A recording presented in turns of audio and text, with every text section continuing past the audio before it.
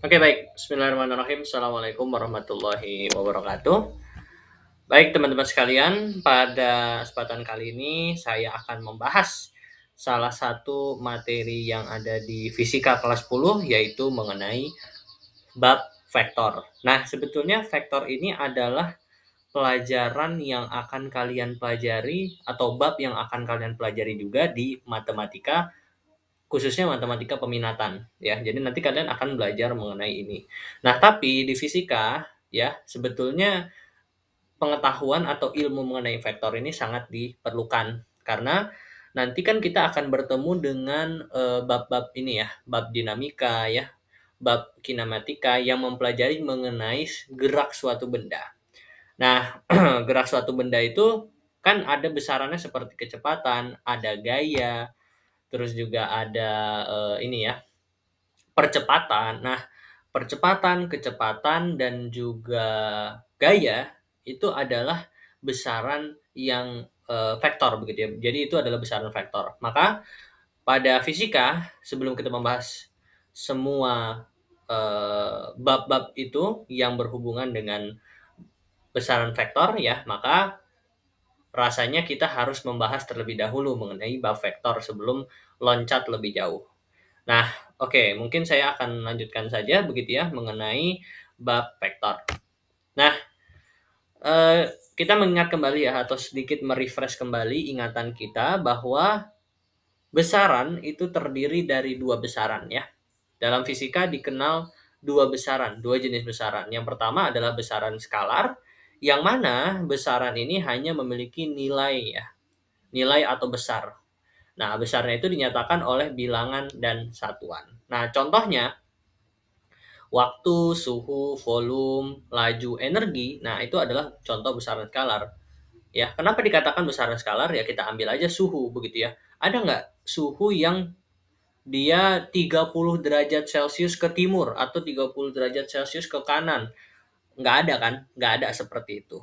Ya, maka besaran skalar ini hanya memiliki nilai doang. Ya, ini adalah besaran yang seringkali kita pelajari di SMP ya, di SMP. Jadi kalau di SMP kita hanya belajarnya ya besaran skalar saja.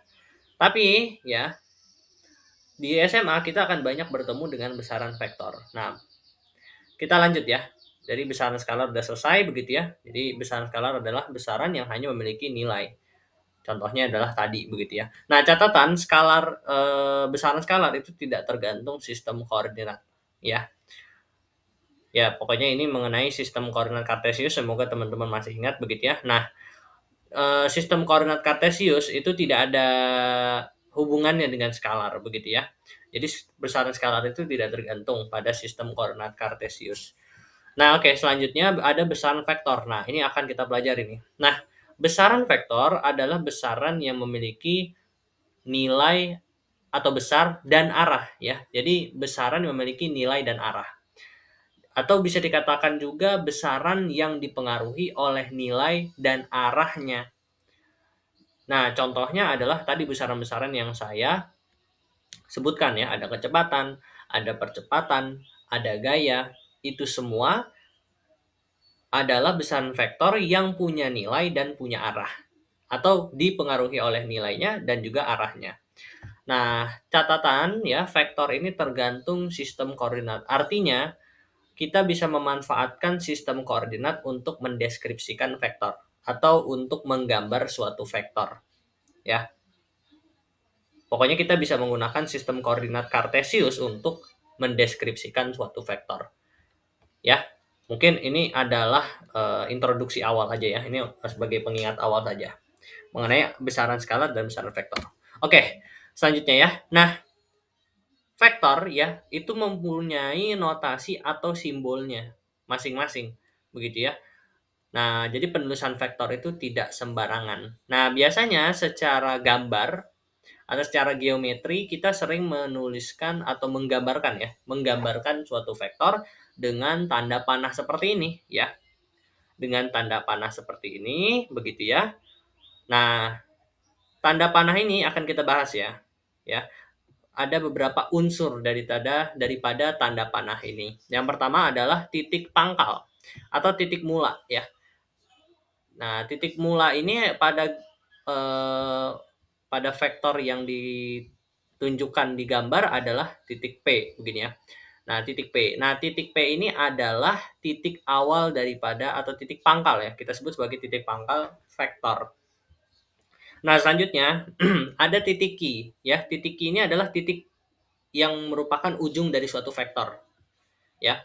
Dari titik P, terus ada juga titik Q yang merupakan ujung suatu vektor.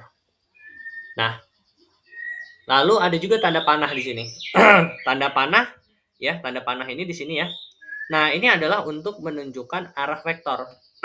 Nah, teman-teman sekalian, tadi kan saya sudah bilang bahwa besaran vektor adalah besaran yang memiliki nilai atau besar dan arah. Nah, untuk menunjukkan arah dari suatu vektor kita menggunakan tanda panah ya. Makanya di sini gambar tanda panah untuk menunjukkan oh dia ke kanan begitu ya. Dalam hal ini dia ke kanan, arahnya ke kanan. Nah, kalau misalkan dia arahnya ke kiri ya, maka ininya panahnya berada di sebelah kiri di sini. Akan dia ke kiri gitu. Nah, kalau misalkan kayak gitu, maka itu menunjukkan bahwa vektornya arahnya ke kiri. Nah, lalu untuk mengetahui panjang atau nilai dari suatu vektor itu bagaimana ya? Nilai atau panjang suatu vektor ya, nilai atau panjang suatu vektor itu sama ya. Nilai atau panjang vektor itu sama ya. Nah, untuk mengetahui nilai atau panjang suatu vektor itu adalah kita dengan cara mengukur jarak dari titik P ke titik Q ini. Nah, jadi jarak dari titik P ke titik Q itu melambangkan atau mensimbolkan panjang dari vektornya. Begitu ya. Nah, jadi inilah cara kita untuk mendeskripsikan suatu vektor secara geometri, begitu ya.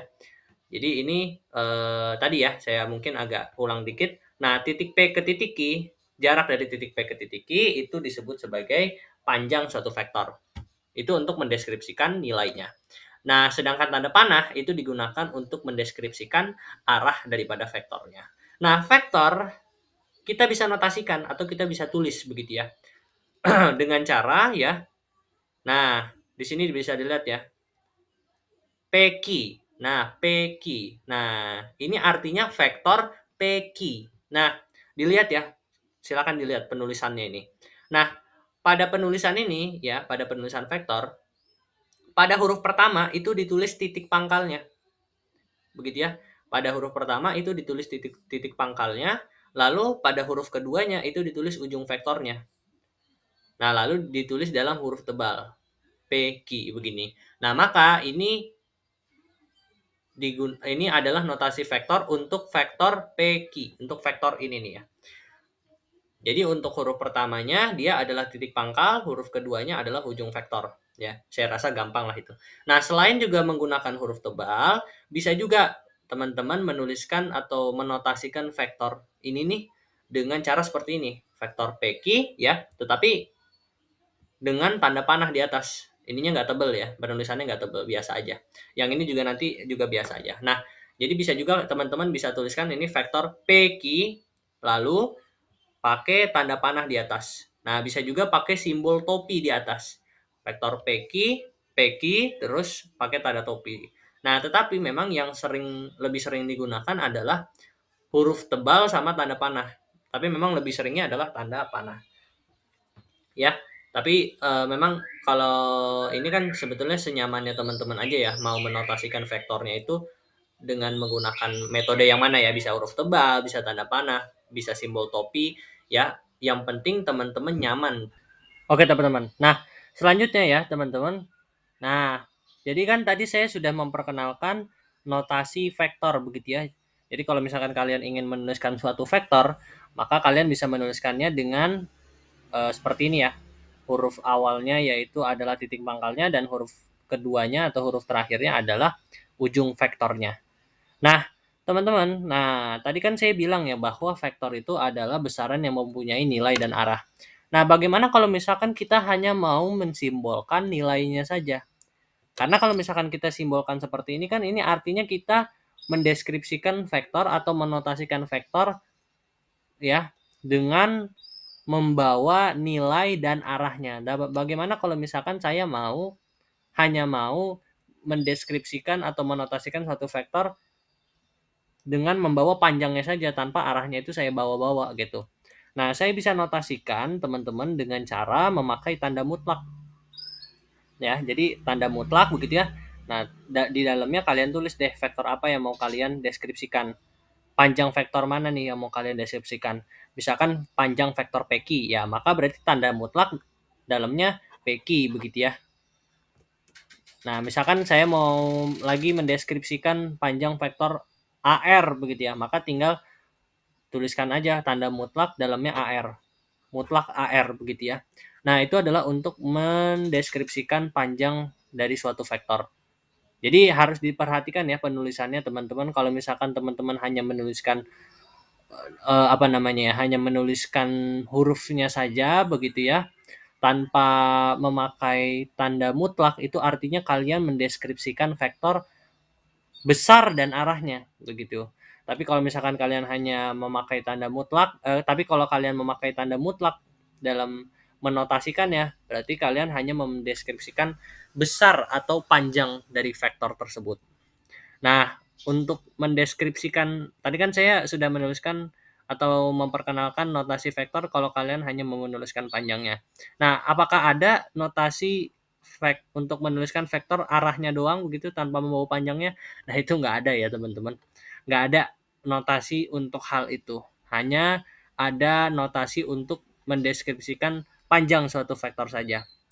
Tapi nggak ada kalau misalkan notasi untuk hanya mendeskripsikan arah dari suatu vektor ya. Jadi nggak ada itu ya. Oke, selanjutnya ya. Dua vektor itu dikatakan sama jika arah dan besarnya sama ya.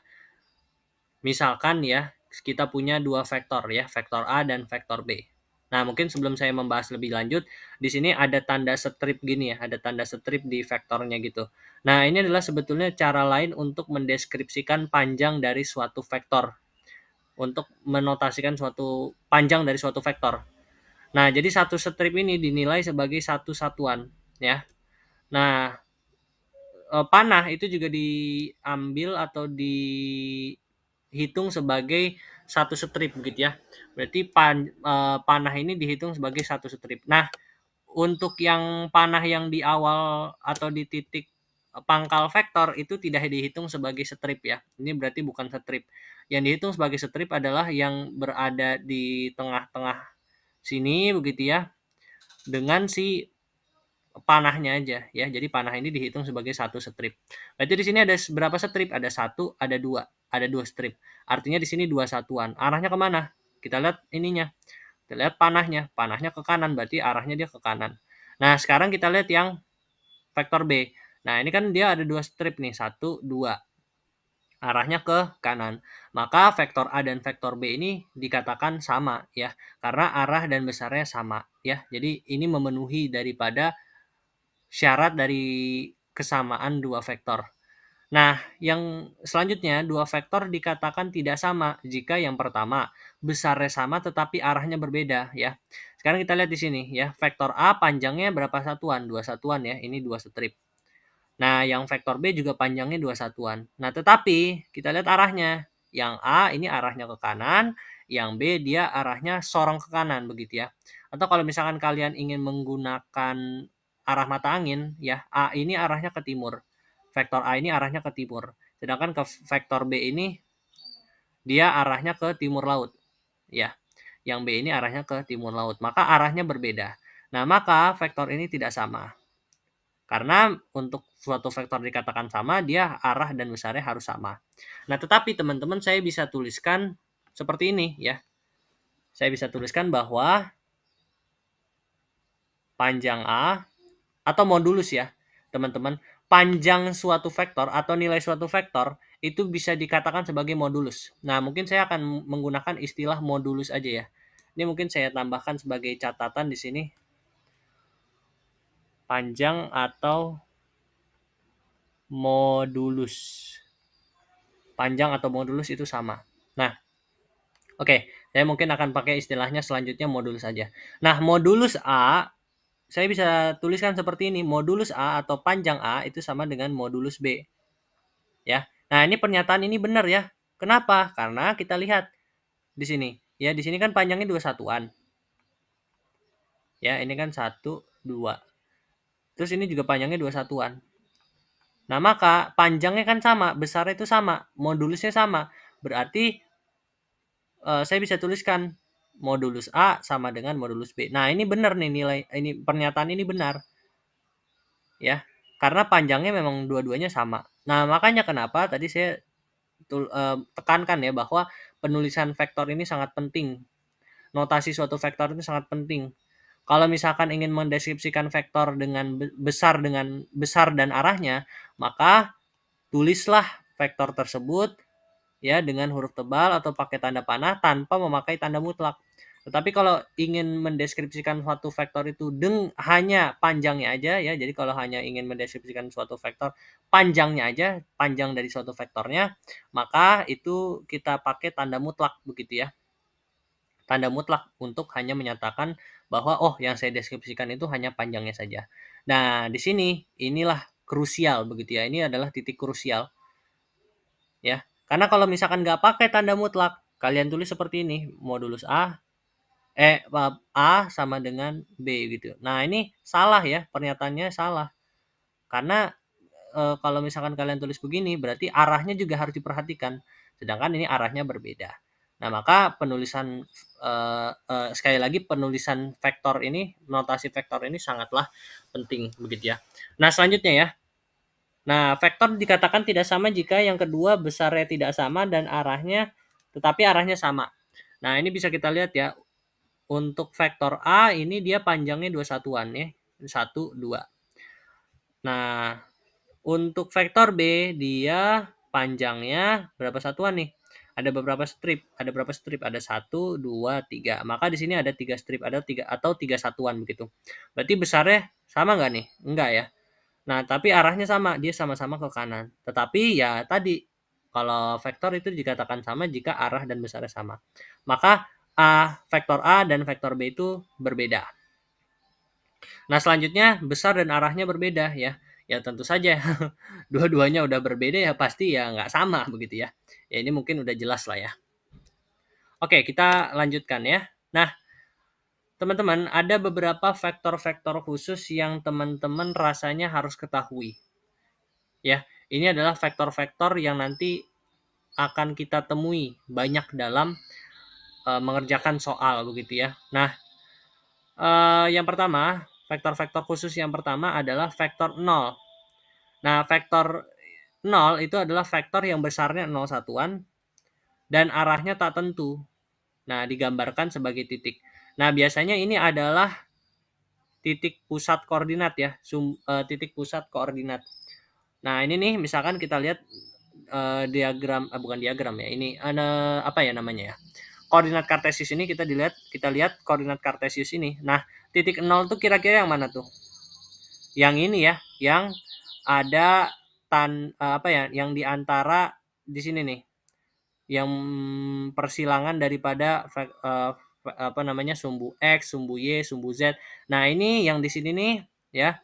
Ini disebut sebagai titik 0 atau vektor 0 begitu ya. Nah, vektor 0. Kenapa disebut tadi vektor 0? Karena besarnya 0 satuan dan arahnya tak tentu. Ya kan dilihat nih, arahnya kemana nih? Nggak tentu nih, ya kan? Ke atas enggak, ke kanan enggak, ke kiri enggak, ke bawah enggak, serong ke kanan enggak. Maka vektor ini disebut sebagai vektor 0. Nah, selanjutnya adalah vektor basis begitu ya. Vektor basis. Nah, vektor basis adalah vektor yang besarnya satu satuan dan arahnya searah dengan sumbu-sumbu koordinat. Nah, vektor basis ini ada 3 jenis ya. Ada vektor I disebutnya. Nah, dia ini arahnya searah dengan sumbu X. Nah, besarnya berapa? Besarnya satu satuan. Jadi kalau misalkan saya gambarkan atau udah ada di gambar sini sih ya. Nah, vektor I ini kalau digambarkan dalam koordinat kartesius itu seperti ini ya. Kalau digambarkan dalam bentuk koordinat kartesius adalah seperti ini ya. Dia nilainya arahnya searah dengan sumbu X dan besarnya adalah satu satuan. Nah, selanjutnya ada vektor J. Vektor J ini searah dengan sumbu Y begitu ya. arahnya searah dengan sumbu Y gitu. Nah, nilainya sama satu satuan. Ada juga vektor K. Vektor K ini adalah vektor yang searah dengan sumbu Z. Ya, searah dengan sumbu Z. Nilainya juga satu satuan. Makanya disebut sebagai vektor basis yang digunakan nanti untuk untuk melambangkan vektor-vektor lainnya begitu ya, atau vektor sembarang gitu ya. Jadi seringkali kita menggunakan vektor basis ini untuk mendeskripsikan suatu vektor sembarang begitu. Nah, yang ketiga adalah vektor posisi. Nah, vektor posisi ini adalah vektor yang titik pangkalnya itu berada di titik asal koordinat. Jadi titik pangkalnya atau titik mulanya itu adalah di titik asal koordinat, titik 0 ya. Dan titik ujungnya ada di suatu titik tertentu ya. Misalkan ya di gambar ini silakan dilihat. Nah, di sini ini adalah contoh daripada vektor posisi. Jadi dia titik pangkalnya di 0 begitu ya. Dan titik ujungnya ada di suatu titik tertentu. Dalam gambar ini adalah titik A misalkan. Nah, titik A. Jadi dia berpangkal di 0, berujung di A begitu ya. Nah, ini kita sebut sebagai, berarti kalau misalkan kita tuliskan ini vektor apa nih? Vektor O A ya. Awalnya di O, akhirnya di A. Vektor O A. Nah, vektor itu bisa kita bisa kita jabarkan, bisa kita lambangkan secara bukan geometris ya. Kita bisa jabarkan secara aljabar dengan kita memindahkan vektor itu atau menggambar vektor itu di koordinat kartesius. Jadi kalau misalkan kita menggambarkan suatu vektor di koordinat kartesius, kita bisa menjabarkan vektor tersebut atau menuliskan vektor tersebut dalam bentuk aljabar. Nah, caranya bagaimana ya? Caranya adalah nih. Sekarang kita lihat. Titik 0 dia ini kan titik 0, oke lah biarkan saja. Nah, cara untuk melambangkan atau mendeskripsikan suatu vektor secara aljabar adalah kita lihat titik A ya, titik A. Nah, titik A ya, titik A ini bisa dilihat bahwa dia ini terletak di mana nih? Terletak di mana nih?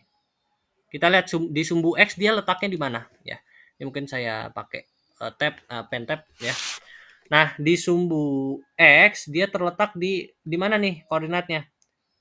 Ya, ini kan 1, 2 begitu ya. Berarti di sini ya, letaknya dia di sini. Berarti X-nya ini dia bernilai 2. Nah, sekarang yang Y-nya, di sumbu Y-nya. Letaknya dia di mana ya? Dia letaknya di Y begitu ya. Dia letaknya di Y sama dengan 3 ya. Waduh. Mohon maaf ya ada sedikit kesalahan ya.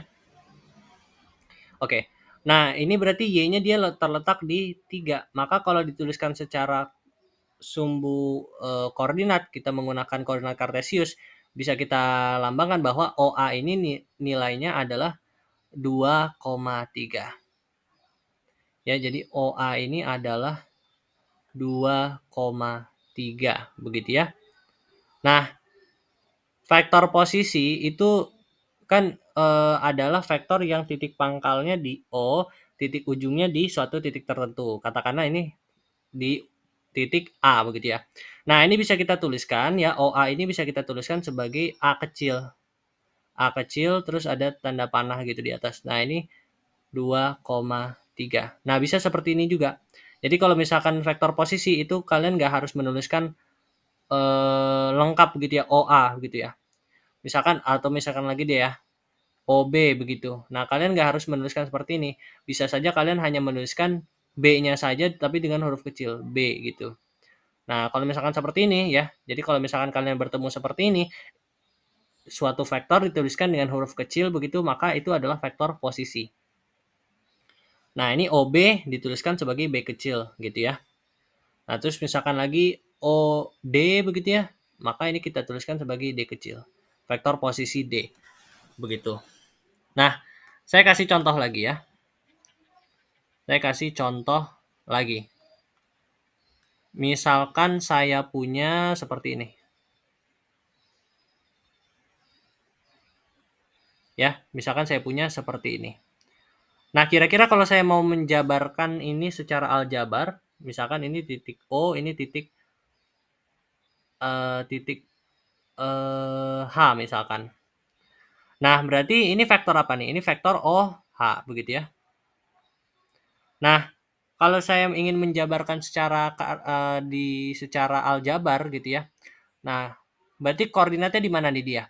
Kita lihat X-nya. X-nya ada di 1, 2, 3, 4. Berarti dia di 4. Y-nya di mana? Y-nya di 1. 1 begitu. Maka ini koordinat OH adalah tinggal kita lihat X-nya 4, Y-nya berapa? 1 begitu ya. Nah, ini adalah cara untuk menuliskan suatu vektor posisi ya. Untuk vektor posisi ya. Ini berlakunya hanya untuk vektor posisi ya. Nanti untuk menentukan vektor sembarang, koordinat dari suatu vektor sembarang nanti caranya lain lagi. Nanti di slide selanjutnya nih. Nah, untuk vektor posisi kalian menentukan koordinatnya atau menuliskan secara aljabarnya dengan cara seperti ini. Lihat aja titik ujungnya ini dia koordinatnya di mana.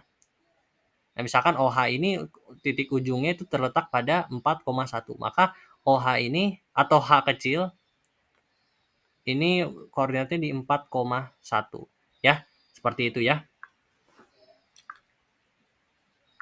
Oke. Nah, jadi seperti itu untuk vektor posisi. Nah, tadi kita sudah membahas mengenai vektor posisi ya. Nah, tadi saya juga agak menyebutkan istilah vektor sembarang atau sembarang vektor begitu ya. Dalam hal ini sembarang vektor. Nah, pada suatu vektor yang sembarang begitu. Nah, itu sebetulnya ada hubungannya dengan vektor posisi ya. Nah, vektor sembarang itu seperti apa ya? Misalkan saya punya suatu koordinat kartesius, sumbu kartesius seperti ini, lalu saya gambarkan suatu vektor sembarang. Kita sebut sebagai vektor AB begitu ya. Nah, berarti ini kan titik awalnya adalah titik A begitu ya. Dan ini titik tangkap ya. Titik tangkapnya adalah titik A, lalu titik ujungnya adalah titik B begitu ya. Nah, selanjutnya misalkan saya gambarkan suatu vektor posisi. Saya gambarkan vektor posisi seperti ini. Vektor posisi dari titik O ke titik A, lalu juga saya gambarkan vektor posisi dari titik O ke titik B, begitu ya. Nah, apa hubungan antara vektor OA, vektor OB, vektor AB ini dengan apa hubungan antara vektor OA dan vektor AB dengan vektor AB ini? Yang merupakan vektor AB ini adalah dia ini adalah vektor yang sembarang begitu ya. Nah, kalau kita lihat begitu ya, kalau kita lihat seperti ini ya, saya akan memakai pendekatan ini, pakai pendekatan jalur begitu ya, memakai pendekatan jalur ya. Misalkan seperti ini, bayangkan kalian mau ke titik B ya, ke titik B. Ini titik B. Ya, ini titik B, ini saya laser pointer. Nah, bayangkan ini adalah titik B. Nah, teman-teman, saya mau ke titik B nih. Posisi awal saya ada di titik 0. Berarti ada di sini. Nah, jalur yang bisa saya lewati adalah melalui vektor-vektor ini. Saya nggak bisa jalur lewat dari sini. Saya nggak bisa pakai jalur dari sini ke sini nih. Nggak bisa. Atau dari sini terus ke sini itu nggak bisa. Saya hanya bisa pakai jalur yang tersedia dari vektor-vektor yang digambar. Nah, berarti kan di sini bisa kita konklusikan ada dua jalur nih untuk kita bisa sampai ke titik B ini dengan menggunakan vektor-vektor yang tersedia. Nah, bisa saya pakai jalur dari titik dari vektor dari titik sini ke sini ya. Jadi melewati jalur OA dulu, jalur OA, terus dari jalur OA saya melewati jalur AB. Nah, ini kan tujuan saya akhirnya tujuan akhir saya kan di titik B kan pada akhirnya ya. Awalnya memang saya singgah dulu di titik A. Lalu saya dari titik A berpindah ke titik B. Nah, maka tujuan akhirnya adalah titik B begitu ya. Nah, saya juga bisa lewat jalur OB ya. Saya bisa juga langsung lurus nih dari vektor OB ya, langsung saya sampai di titik B begitu ya. Nah, maka ya kalau dari tinjauan vektor, jalur saya yang dari OA ke A, dari OA terus melewati AB lalu saya baru sampai, dan jalur saya dari titik 0 ini lalu saya melewati jalur OB lalu saya sampai ke B, itu pada hakikatnya adalah jalur yang sama. Jalurnya sama begitu. Kenapa? Karena titik awalnya saya kan berangkatnya dari titik 0. Nah, mau saya lewat jalur OA terus melewati AB maupun saya melalui jalur OB langsung, titik awal dan titik akhirnya itu sama. Titik awalnya saya di 0, titik 0 sini, titik akhirnya tetap saya sama di sini juga akhirnya gitu kan. Nah, walaupun tracknya berbeda ya, walaupun tracknya berbeda.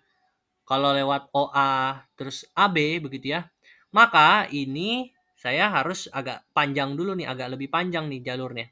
Tapi saya juga bisa melewati jalur OB yang memang lebih pendek. Tapi pada hakikatnya kedua jalur ini sama. Nah, maka saya bisa buat secara matematika pernyataan seperti ini. Kalau saya melewati jalur OA, terus saya melewati jalur AB ya, itu kita dapat tulis sebagai OA plus AB ya. Jadi OA plus AB itu adalah tadi, kita dari titik 0, terus ke titik A, terus dari titik A berangkat ke titik B begitu. Nah, itu adalah makna dari OA plus AB. Nah, saya bisa katakan bahwa OA plus AB itu akan sama dengan OB ya. Tadi ya, bahwa vektor itu yang penting titik awal dan titik akhirnya sama. Kan titik awal daripada jalur OA plus AB itu sama. Titik awal dan titik akhir daripada jalur OA plus AB dan jalur OB ini kan sama, ya. Ya, sama begitu. Maka ya, ini pernyataan ini benar. OA plus AB sama dengan OB karena tujuan awal, titik awal dan titik akhir itu sama. Nah, saya bisa lakukan sedikit matematika nih. Saya bisa pindahkan OA ke kanan ya. Maka AB itu sama dengan OB dikurang OA. Nah, OB min OA. OB ini kan B. B kecil, vektor posisi B. OA ini adalah vektor posisi A. Maka AB adalah sama dengan vektor posisi B dikurang dengan vektor posisi A. Nah, ini adalah konklusinya. Bahwa ternyata vektor AB ini adalah hakikatnya vektor posisi dari si B ini dikurangi dengan vektor dari posisi A. Nah, ini berlaku untuk vektor yang lain ya teman-teman. Kalau misalkan saya punya vektor CD begitu ya. Nah, ini sebetulnya pada hakikatnya adalah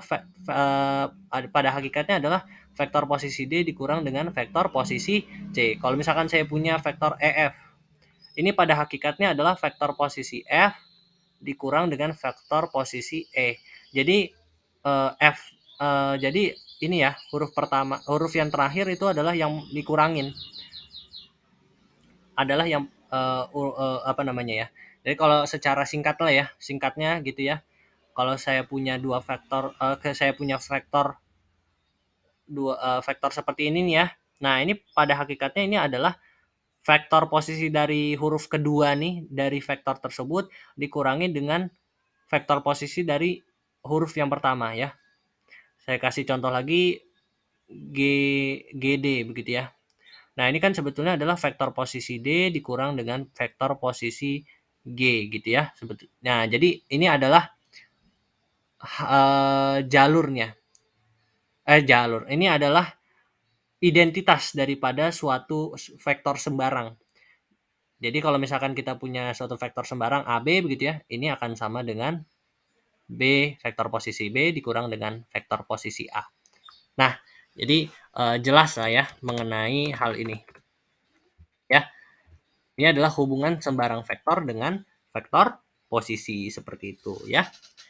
Nah, selanjutnya ya, menyatakan vektor secara aljabar. Nah, tadi saya sudah berikan di sini gitu ya, cara menotasikan vektor dalam bentuk aljabar.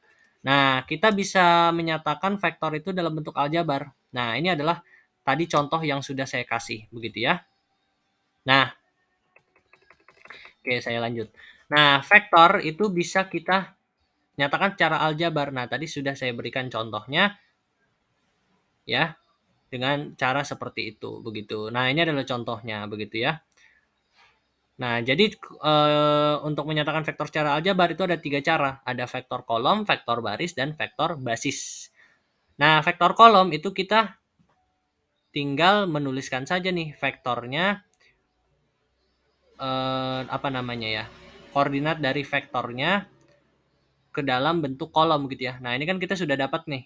Pada contoh yang ini kita sudah dapat koordinatnya adalah koordinatnya adalah koordinatnya adalah 2,3 begitu ya. Maka kalau secara vektor kolom, ini vektor A ya. Maka kalau secara vektor kolom ini adalah 2, 3 seperti ini ya. Karena koordinatnya untuk formatnya itu adalah yang paling pertama itu sumbu X, yang kedua itu adalah sumbu Y. Nah, yang ketiga itu adalah sumbu Z. Nah, ini kan sumbu X-nya 2, sumbu Y-nya 3. Maka 2, 3 seperti ini. Nah, selanjutnya kalau vektor baris ya. Kalau vektor baris itu kita sebenarnya kurang lebih sama dengan vektor kolom, tapi bedanya dia dituliskan secara berurut begitu ya. Nah, dalam garis lurus begitu dengan tanda kolom seperti ini. Jadi ini notasinya bisa seperti ini. 2,3. Ya. Selanjutnya, vektor itu juga bisa dinyatakan dengan vektor basis begitu ya. Nah, kita tadi sudah sebelumnya di slide sebelumnya kan kita sudah membahas mengenai vektor basis ya. Nah, kita bisa menggunakan vektor basis ini untuk menyatakan vektor secara aljabar ya. Nah, caranya sebetulnya gampang begitu ya. Misalkan kita pakai koordinat yang sudah ada ya, yaitu koordinat ini 2,3 untuk vektor OA. Nah, eh, untuk menyatakannya dalam vektor basis ya, kita lihat aja nih. Dia X-nya berapa? Di sumbu X dia nilainya berapa? Nilainya 2. Di sumbu Y nilainya 3. Ya. Ini X, ini Y. Maka kalau misalkan kita mau menyatakannya dalam vektor basis begitu ya, maka ya vektor A ya, ini kan OA yang bisa kita tulis sebagai A kecil gitu ya, vektor A kecil atau vektor posisi A. Nah, maka untuk menuliskannya dalam vektor basis kita lihat ya bahwa dia ini terdiri dari sumbu X dan sumbu Y. Nah, sekarang kita lihat yang vektor basis yang searah dengan sumbu X dan sumbu Y mana? Yaitu vektor I dan vektor J. Berarti ya, kita tuliskan.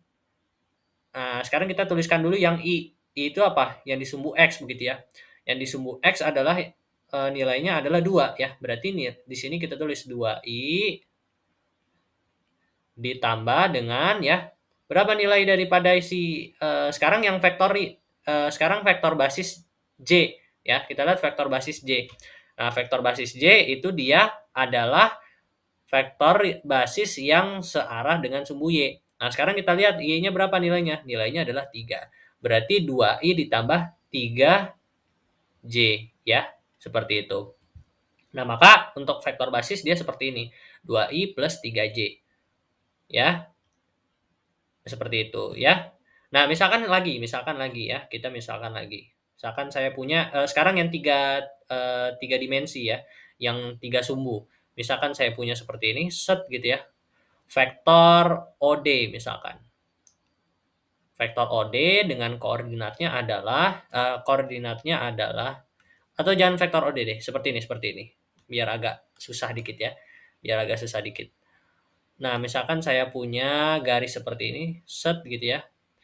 Ini titik O ya kan, ini titik D begitu. Nah, berarti ini vektor apa nih ya?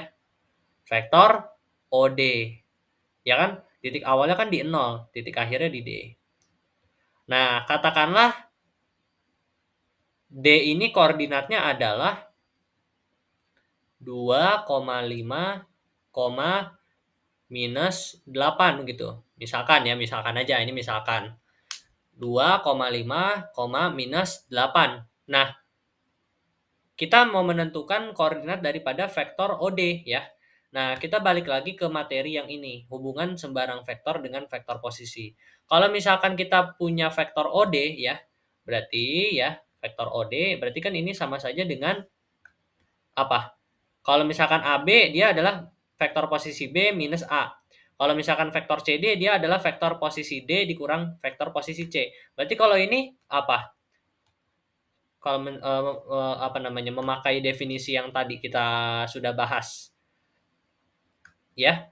Jadi ini adalah berarti kan vektor posisi D dikurang dengan vektor posisi O.